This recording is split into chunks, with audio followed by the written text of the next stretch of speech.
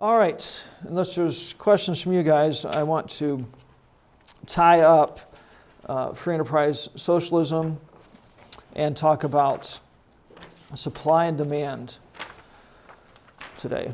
With Hazlitt's lesson, I kept telling you don't have to know any big terms or definitions, just apply Hazlitt's lesson.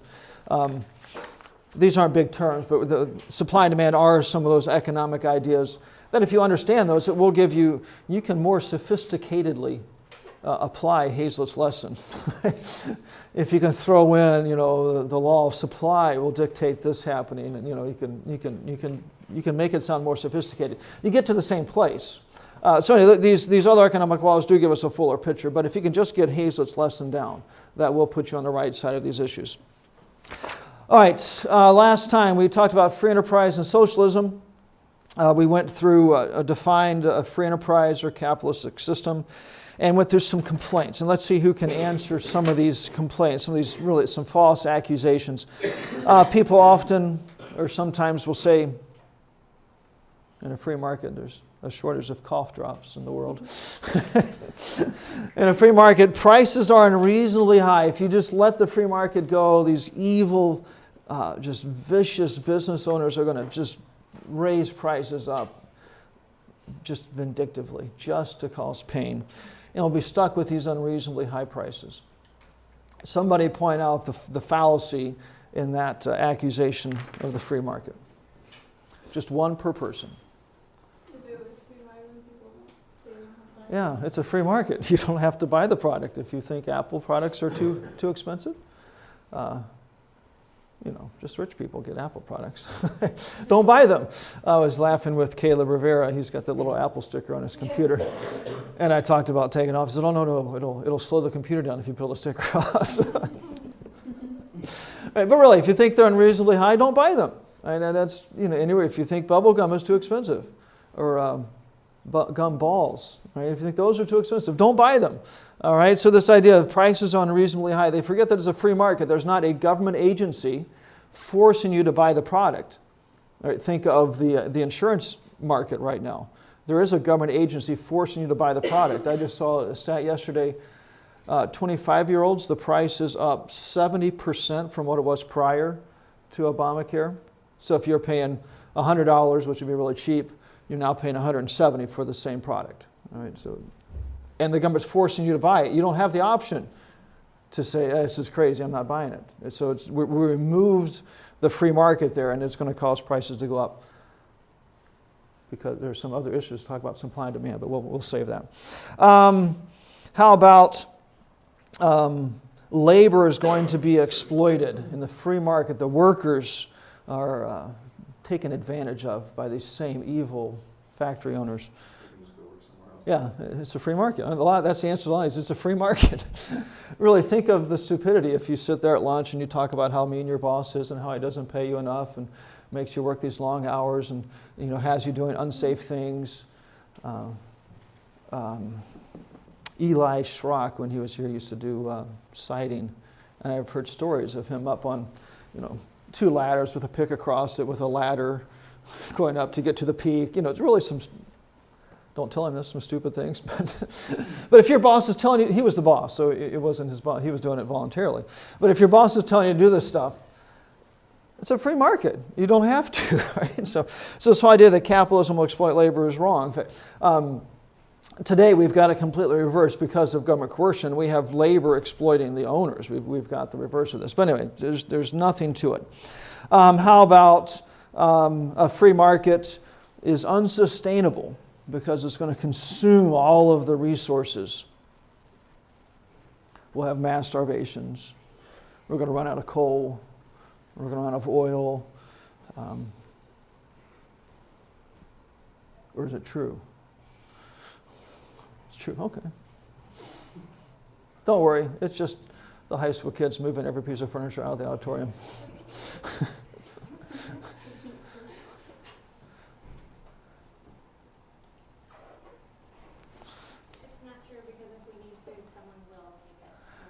Okay, the food thing is if there is a scarcity of food, She wanted to use supply and demand there, but she didn't want to act sophisticated. Supply and demand will dictate that somebody, as the price goes up, the supply will increase. Just think if the price of eggs went to $6 or $7 a dozen, my wife would be buying chickens, and we'd be selling eggs out of her backyard for getting $5 or $6 a dozen. Other people were going to enter the market. Okay, so that's true. What about non-renewable sources of energy? Discovery. We'll find more. Okay, but we'll find more. If you go back, well. Or you'll find a substitute. Or find a substitute. The free market will find a substitute. So the government likes to force us to accept substitutes, but the free market will find them for us. So I mentioned one general complaint, if you read these things, or one general problem with all of these things, is they freeze the resources. They freeze the food production, the amount of coal and all of that, the amount of electricity available, and then they let the population increase. It'd be like saying if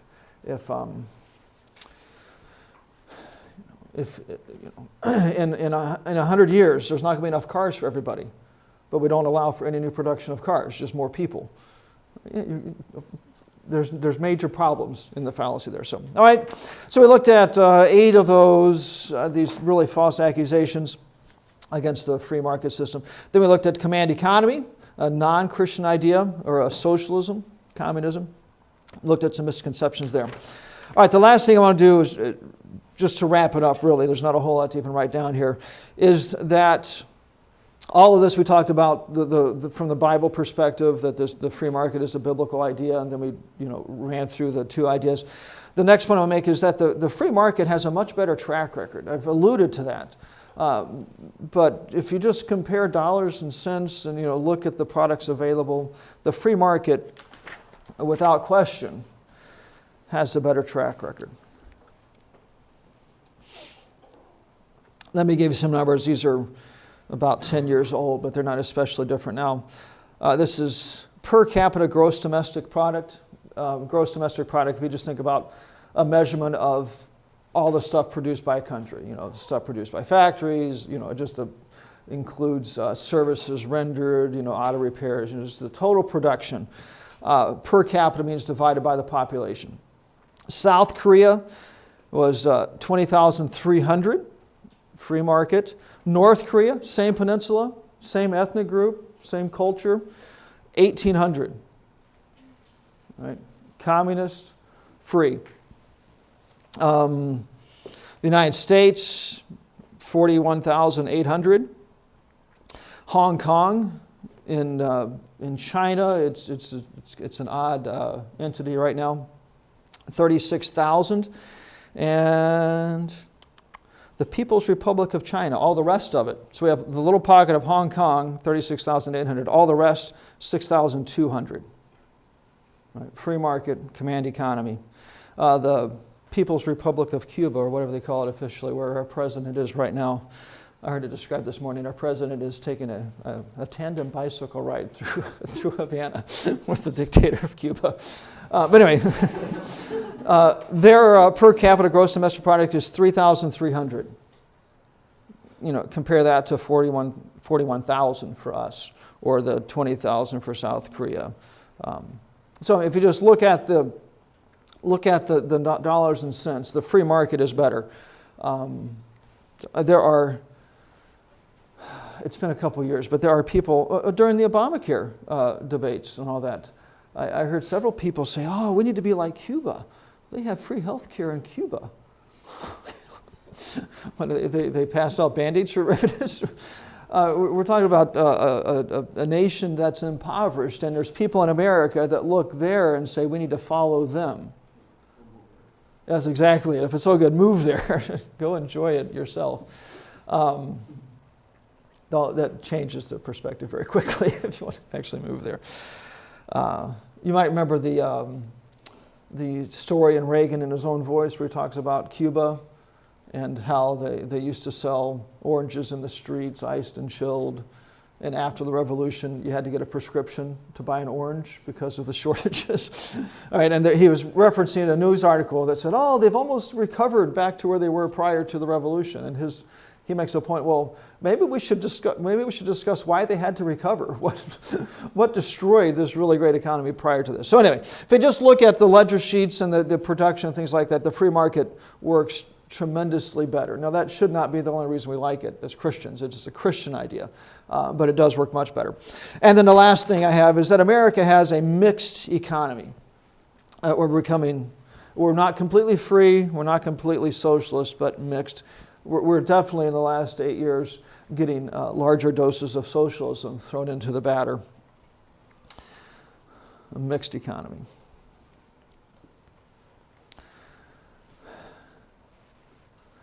It's easy to not really let it settle in how much we are controlled, how much the federal government meddles and dictates in things we do. But we have a very, very mixed economy. Everything from banking to working conditions to, if you have a bottle of hydrogen peroxide in the cabinet, you've got to have a material safety data sheet.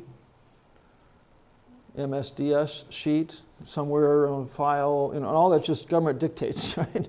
We have so much government control that we kind of get numb to it. But we have a very, very mixed economy here in America. Okay, questions about free market or socialism?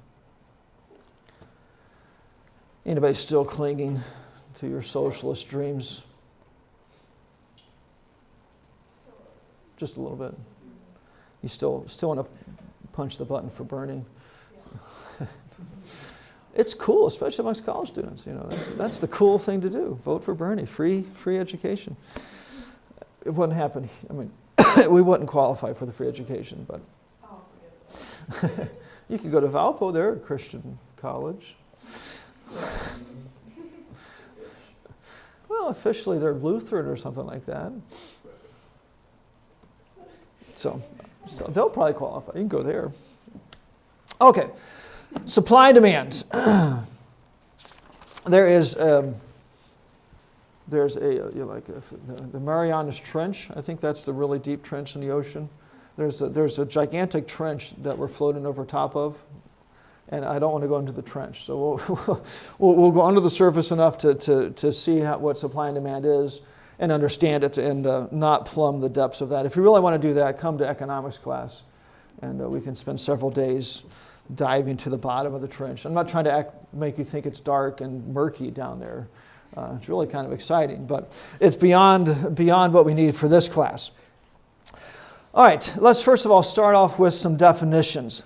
And I've got two sets of definitions here just to make it confusing for you. I'm kidding. Each of them is looking at this topic from a different perspective.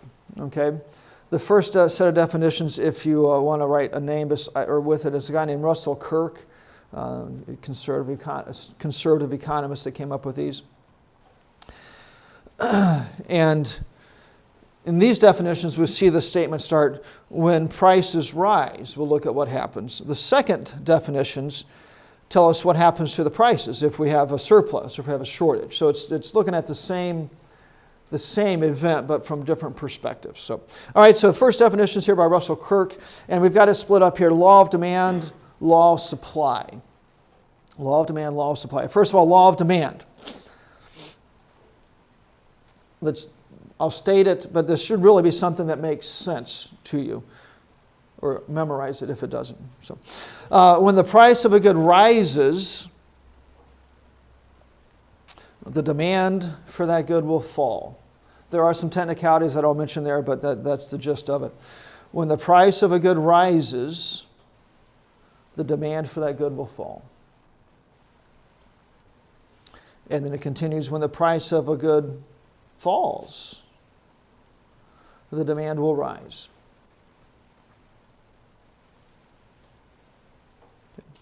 Think of some product you bought recently. I'm trying to think of something I bought recently. I bought a 100-round pack of 9mm shells last Wednesday. There was a shower at my house, so I had to leave. And I felt that would be an appropriate activity for a wedding shower. I went shooting. So I bought a 100-round pack of 9mm.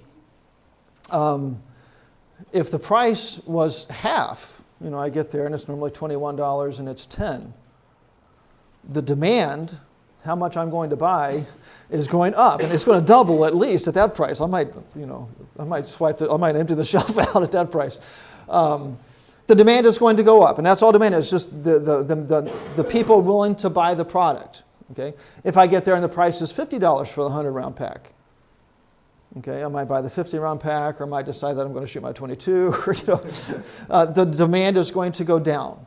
Okay, so that's to me a very intuitive thing. If you just think of some product you bought, if the price is lower, you're going to tend to buy more. Saturday I went to Walmart, and they had the day-old bread rack up by the front, and there were 2 boxes of the bakery donuts, the Baker's Dozen 13, for $1.99 each. I wasn't even hungry, but I almost bought them because the price was so low.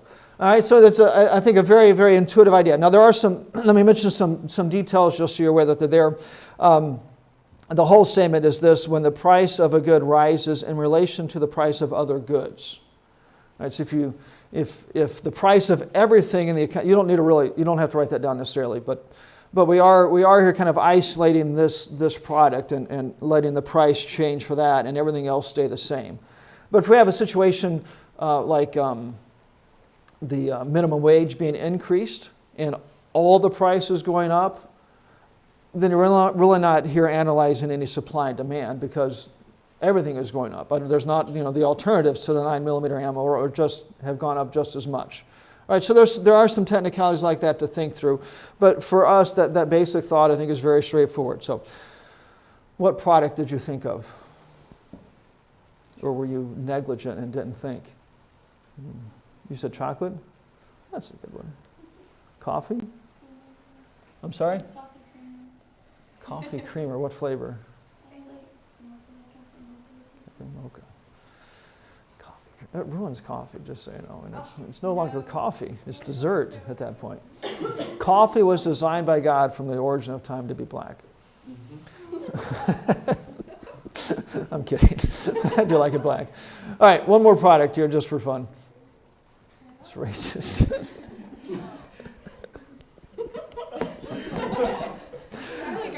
It is sad, but there are people that really think that. Milk. Milk is what you bought? White milk?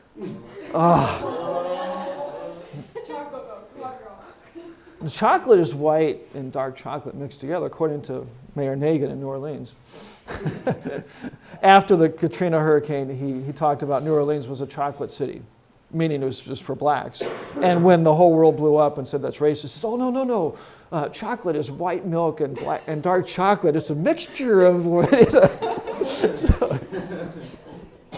So anyway, you're as racist as him, I guess. You just went with the white milk. She doesn't especially look concerned about it. So. Okay, law of demand. Understand that? Well, let's go on. Law of supply. Think of a different product. Here's a statement for the law of supply. Still Russell Kirk's definitions. When the price of a good rises, the supply will tend to increase. There are exceptions and technicalities, but the basic thought there is when the price of a good rises, the supply will tend to increase. Christina said if there's a shortage of food, other people are going to make it. Right? If the price of food goes up, like those eggs goes up, then people are going to start, well, I was going to say start making eggs. That sounds weird. They're going to start buying chickens and letting them make the eggs. There's going to be more eggs being produced some way or another.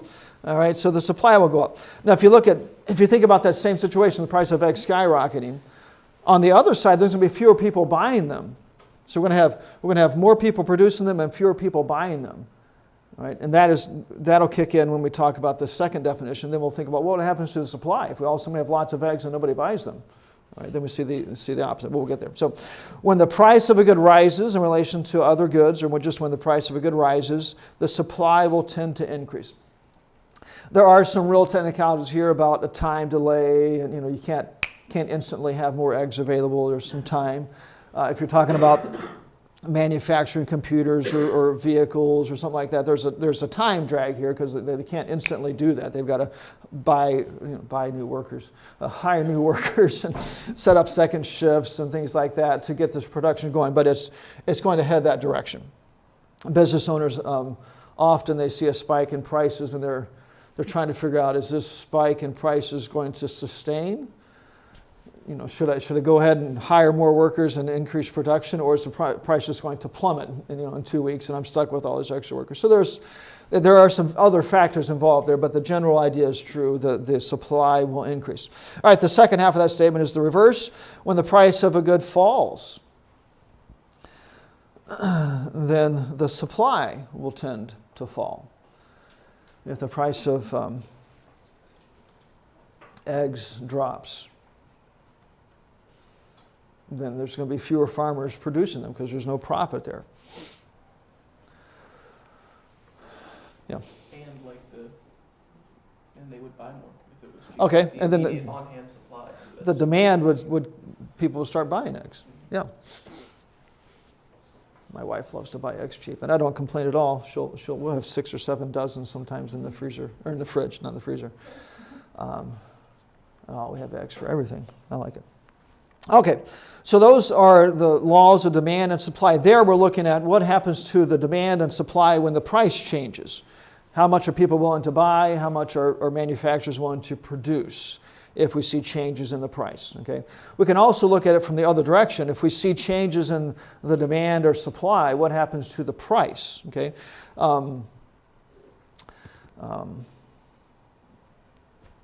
what's a good example here? If pink handguns become the rage, and everybody wants to buy a pink handgun, I don't know why, then everybody's going to go buy those. They're going to be gone, the ones that are available. The manufacturers are going to start to realize that these pink handguns are getting bought up quickly. So they're going to start raising the price they charge for those and start making more of those. So we're going to see the supply go up as that happens. Where am I going here? We're talking about changes when the demand changes. It'll tend to, if the demand goes up in that case, it's going to tend to push the price up if everybody's wanting to buy that certain product. Did we talk about those little silly bands the other day from 8 or 9 years ago? Or was that in American history? Okay, remember those little silly bands that was in the shape of an elephant or something, and everybody wore them as bracelets? That was the big fad for a while. Everybody wanted it. Demand was really high, so you paid, I don't know, more than you should have for those things. I remember thinking that when I saw them in a store, and about 6 months later, seeing these big multi-packs for 99 cents, 50 of them for 99 cents, right? There's a rush in demand for that particular product, so the price went up, right? And as the demand fell off, everybody realized that these things weren't quite so cool. You have to get the thicker ones that say, cancer or something on them that everybody wears today. As they weren't so cool and the demand fell off, then the price also fell. So here with this alternate definition, we're going to be looking from the other side. If something changes with demand and supply, what's going to happen to price? So let me state it for you, and then we can think about some more examples here possibly. All right.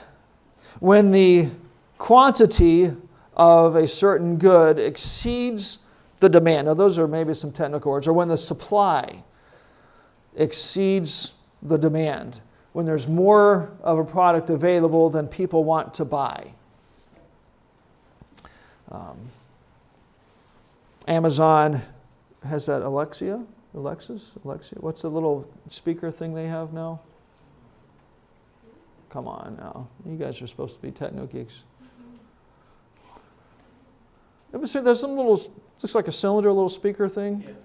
Is it Alexia or Alexis, or let's go with Alexis. Something like that. Amazon makes all these things and nobody buys them. We have the supply exceeding the demand. We have more of those available than people are wanting to buy. So what is Amazon going to be forced to do with these speakers? They're going to have to start lowering the price to get rid of them. All right. Just yesterday, Mrs. Haiti came into the office with these little short cans of pop from Bailey's, case of 24 for $1. All right. Someone else said, I was there 3 weeks ago and they were $2. Case of 24. But they still had pallets of these things. So the supply was greater than the demand. So they're dropping the price, trying to get rid of these things. Okay, so when the quantity or the supply exceeds the demand, prices drop. I don't know if I gave you the finish of that statement. What would we label this? The law of demand? I've got alternate definition. And then parentheses, this shows how price varies with supply and demand. This is looking at the back window instead of the front window or something like that. Okay, so when we have more of a product available than people want to buy, when the supply exceeds the demand, or the economic words, prices drop. When you go to Bailey's, there's one of those discount places, you're seeing there all the products where the supply was larger than the demand. That's why they end up at those places. All right, the alternate, the second half of that same definition, when the demand exceeds the supply. Amazon puts out this new Alexa speaker, and they can't keep them in stock. As soon as they're bought, as soon as they're made, they're sold. They have people standing at the end of the conveyor belt with boxes already labeled with addresses, and they just catch them and seal it, and as fast as they can get them out the door, then the price is going to go up. All right. If you think of some of the iPhone initial, when they first came out, they could not possibly keep up with the production. More people wanted to buy them, and that's it allows them to just keep charging more and more and more. So when the demand is larger than the supply, prices will increase. We can even think of something more mundane. If 4 guys get to the snack shop and they're all starving, hey, there's 4 guys right here. You're all starving, and James is there and says, "Oh, guys, I've only got 3 hamburgers left." Right. The demand is larger than the supply is smaller than the demand, or the demand is larger than the supply. So James at that point could start rubbing his greedy little fingers together and say, "All right, guys, who wants a hamburger?" And only 3 of you get it. You can see that somebody's getting shorted, so it's going to force the price of those things up. Does that really happen? He would? Oh, good. He's a capitalist. He's a Christian. So. Okay. Make sense? Again, there are technicalities. You might be thinking of some exception to the rule. You might think, well, what about the NCAA championship game? There, the price goes through the roof, and also the demand goes through the roof. Everybody wants to go see the game, and there's, right? There are other factors involved here, so there we have a very unusual situation where it's a championship game. So don't think of those. Just think of the ordinary situations. This makes a lot of sense. There are economic terms and things to explain even the NCAA championship games and what's going on there, but that's the law of supply and demand is still in operation, but there's other factors at work there. So. All right, let me give you a chart here quickly that may or may not help. Whew, prices go up.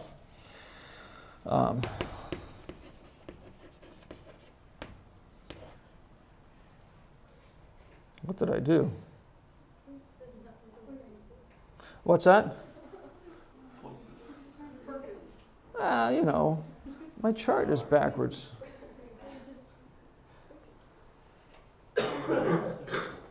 I made my chart wrong on my notes. What's going to happen if prices go up to demand? Will the arrow point up or down? Down, okay. And then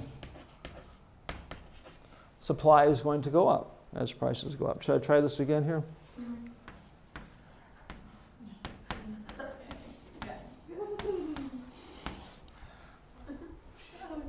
I feel feminine writing that neatly. So, you want to come write it, Megan? Oh. All right, what's going to happen to demand when prices go up? I'm sorry, prices go down.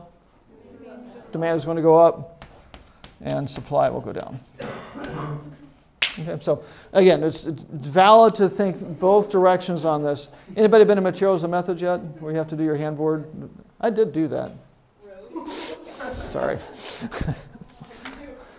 I passed the class. I passed. All right. Questions about the definitions? All right, the next, I have definitions of the first point. Second point, and the one that we definitely need to get through, there's other things to talk about, but the next point for sure, is that the law of supply and demand will regulate the economy. And you can put there, without any government control or rules, the law of supply and demand will regulate the economy. It'd be like saying the law of gravity takes care of making sure everything stays on the ground. We don't need Congress to pass a law. It's just going to happen. We can come up with exceptions and say, what about a helium balloon? We fill that balloon up and then it floats. But yeah, the law of gravity and time is going to bring it to the ground. Right? All right, so here we have laws, and you can think of them just like laws of nature. They are going to regulate the economy all by themselves. They're big boys or girls. They can do it. All right, let's talk about how a little bit. I've got two facets here of the economy that the law of supply and demand, or the laws of supply and demand, depending on how you want to state it, will regulate the economy. The first area is prices. The laws of supply and demand will regulate prices, make sure they are appropriate. They might not be what you like, but at least appropriate.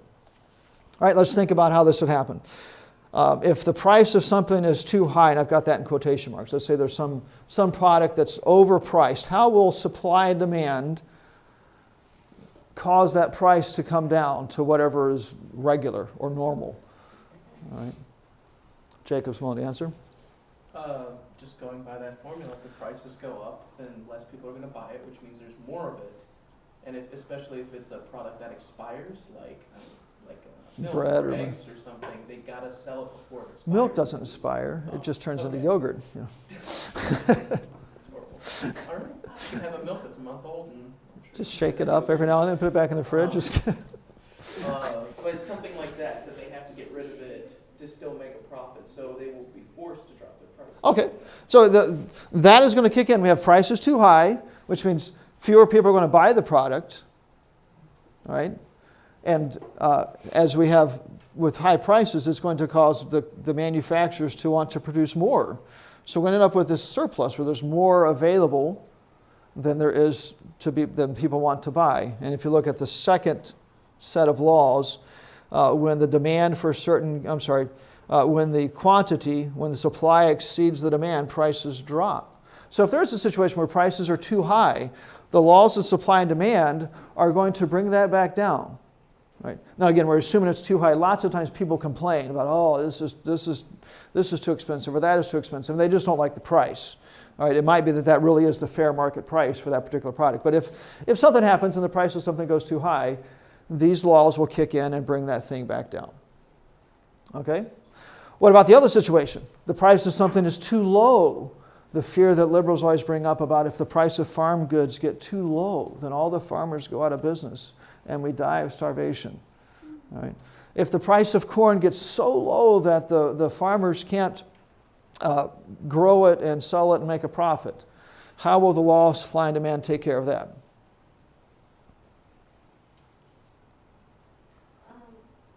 Yeah. A lot of people will buy it, and when people buy more, then demand goes up and prices go up too. Okay, so everybody's going to buy this cheap corn. That is going to put upward pressure on the prices. What's going to happen on the other side, the supply side? Let's say this particular year, farmers, they grow corn and they lose money on it. Next year, are they going to grow as much corn? No, they're going to scale it back. All right, they might not drop it completely, but they're going to scale it back. So we're going to have more people wanting to buy it and less of it being produced. And that is going to bring the price back up to whatever is a fair price. Again, the farmers might not think it's a fair price. Members of Congress might not think it's a fair price, but it'll bring it back up to a fair price. Okay? So the prices will be regulated all by themselves by this simple idea of the supply and demand, laws of supply and demand. All right. The other facet of the economy that the laws of supply and demands will regulate is the availability of goods. The laws of supply and demand will make sure that the goods people want are available.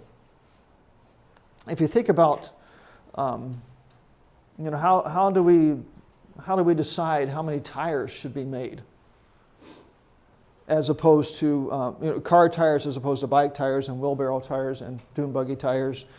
One option is to get a government agency and have them, collect data across the country and come up with some production schedule of how many of each size tire is going to be made. And I mean, that's one option for trying to regulate this availability of goods, but we don't need it. The laws of supply and demand will take care of it all by themselves. Do you have a question, Jacob? Okay. Liberals and socialists, in communist China or the communist Soviet Union, they had that. They would have some central agency that would decide how much paint we're going to make and how much of this we're going to make and how much of that we're going to make and send out the orders to everybody from this central agency. They were trying to regulate the availability of goods. They ended up with hardly anything because they're so inefficient. But let's think about how the law of supply and demand will do this. How we'll make sure that the goods people want are available. All right, let's imagine a situation where there's too much of a product. There's more of something than people want to buy. How will the law of supply and demand, how does that send signals to the manufacturers here especially to quit buying or quit making that thing?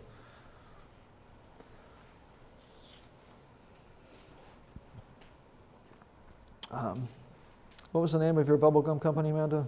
Like the Fruity Chewies or something? She's making these things. Or actually, I don't know, Barry Hughes works at a plant that makes pop cans. And they got to a point where they had just probably millions and millions of pop cans in their warehouse that hadn't been shipped out. It was like months and months worth of pop cans they were waiting to ship out. So they shut down the whole plant for a time. Because there we have a situation where there was too much product available, more than they could sell. So they scaled back production. We had the supply being decreased there. If they just kept making pop cans, there's going to be too much of it on the market, and it will drop the price below what they can successfully sell it at. So anyway, if there's too much of a product available, it will signal to the manufacturers to quit making it.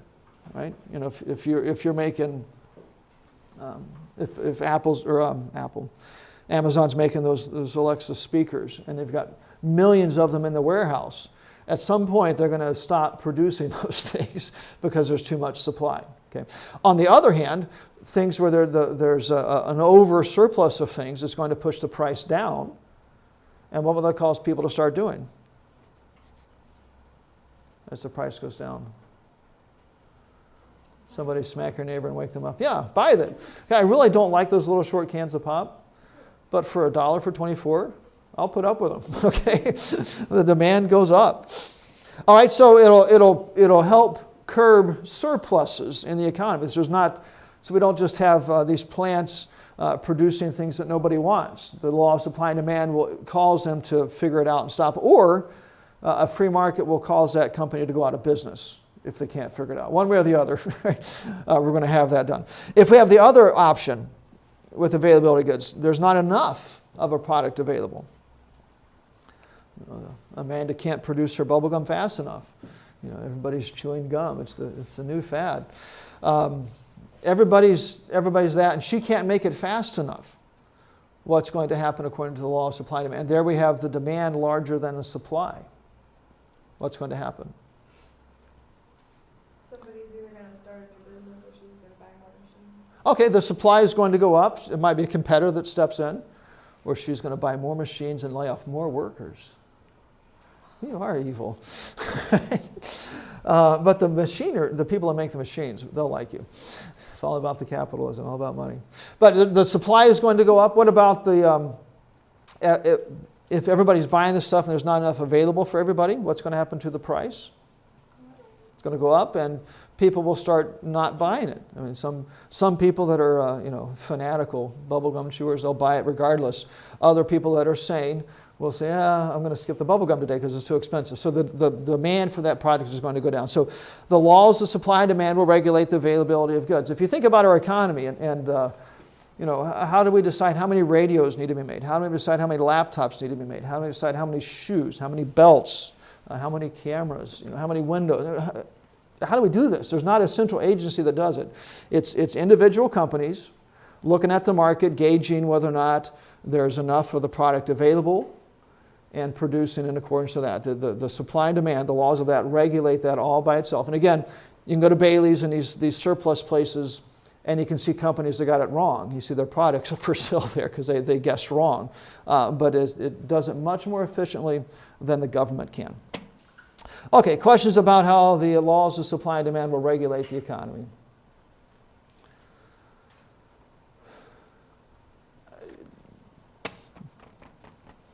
I mean, it applies everywhere. Healthcare, some politician will get up and say, oh, prices for MRIs are just going through the roof. Something's wrong here. We need the government to regulate the price. No. The free market will take care of it.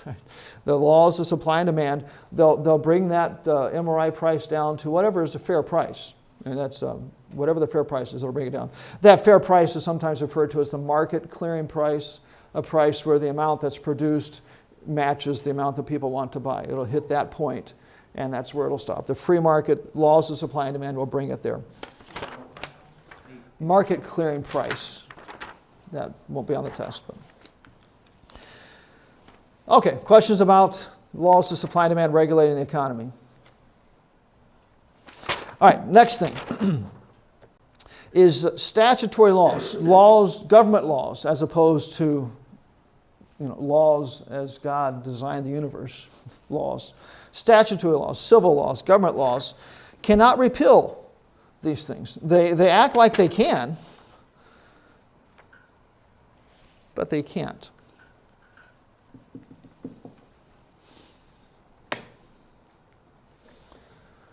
Right. Just as much as the government can't, they see a problem of too many people getting burned in fires, so they pass a law saying fires are no longer allowed to emit heat. Mm-hmm. And they could pass that law, but it's not going to change anything. Fires are going to emit heat. We'll just have a whole bunch of stupid people that say, oh, Congress said fires can't emit heat. And they'll be burning their houses down and wondering why it gets hot. It'll aggravate the problem. They can't get rid of it. All right? They pass laws acting like these laws are not there, but they really are. And all it does is create havoc in the economy. Creates havoc. Let me give you a couple examples here. This one is used by Russell Kirk, the guy that gave us the first two definitions. He uses the example of apartments in a particular city. And this has actually been done where cities will regulate the price of apartments. Let's just, for ease of thinking, let's say that the normal condition is 100 apartments available at $400 each. At that point, that's the fair market price. That's that market clearing price. The apartments are all full. Everybody that wants an apartment has one with the market clearing price, $400. Imagine some politician who's a little soft-headed and thinks with their heart and emotions, who looks at this and says, oh, this is too high. Some people can't afford $400 a month. Let's pass a law saying that they can only charge $300 a month for apartments. Okay? And this has happened. They put a ceiling on how much you can charge for apartments. And let's say they pick $300. What's going to happen at that point? See if we can think about that. Think about what happens when the price of something goes down. What's going to happen to the demand, according to the laws of supply and demand? What's going to happen to the price or to the supply? So what's going to happen to the demand if the price goes down? Right? Frank and several pointing up. More people are going to want to do it. You guys don't say, why am I living in the dorm? Or why am I living with my parents? $300, I can have my own place. I don't have to have Justin as my roommate. I'm out of there. I think you guys are roommates, aren't you? All right, for $300 a month. All right, so people that hadn't even thought about it before are going out wanting to buy apartments. So we see the demand going up. What happens with the supply? It's going to go down. I mean, people are going to say, I can't afford to rent it for $300 a month. I can't keep up with repairs and maintenance for $300. So either they give up and don't rent anymore, or at the very least they don't expand. All right, in time, we get these apartments where the price ceiling is imposed on them being very run down. And we hear these same government politicians talking about these slumlords who won't maintain their apartments. It's all this one government law that's kicked all this into place. Right? So there we have the government acting like they can just arbitrarily dictate a price and it's going to be all fine. And really, the law of supply and demand still kicks in. The lower price causes demand to go up and causes supply to go down, and the government creates a situation where there's this gigantic shortage. Look, there's another 100 people that want apartments, and there's not any apartments available. All right, and really, if they let the free market handle it, it'll put the price at a point where the amount of people wanting the apartment matches the amount of people willing to buy the apartment or rent the apartment. So, does anybody know the government's response, at least in the last several decades, when there's not enough apartments available for people? They create the situation. That's not their response. They've been doing this a lot in Baltimore. They do community, like they pretty much the government builds them. Yeah, we have government housing. The government says, "Oh, the free market's not willing to supply housing at affordable rates," is what they'll say. "So we're going to do it for you." And we end up with housing projects, and all of that is the government creates this problem, and then they build housing projects to fix the problem. And if you're thinking that fixes the problem, that doesn't. Go visit them sometime. It doesn't fix the problem. So, all right, the point is, government laws can't change this. They do arbitrarily dictate prices at times, or sometimes they arbitrarily dictate limits on production and things like that. Or sometimes they won't say you can only make this much, but they'll put severe restrictions on how much you can produce. The law of supply and demand is still going to kick in. Right, even though they pretend like they can just wave their magic wand and not use it.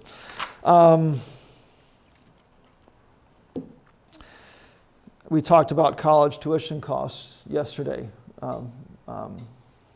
Almost said Barney Frank, but the other crazy liberal, Bernie Sanders. Frank was a queer in Congress. Bernie Sanders is wanting free college tuition for everybody. Think about what happens with the law of supply and demand. What happens to the demand? Skyrockets. I mean, it just blows through the roof. And here we have a little bit more complicated situation. We have the demand going through the roof, and the producers, the suppliers, they're charging the government for their product. So they're willing to produce as much as, they'll ramp up production and they'll milk the government for it. So we're going to see both the amount of college education available and the number of people wanting to go to college skyrocketing. And the prices will continue to go up like crazy because they act like this law of supply and demand won't work. It will regulate even the price of college. It will regulate that all by itself. So, okay, supply and demand. Questions there? Questions going once, twice. See you tomorrow.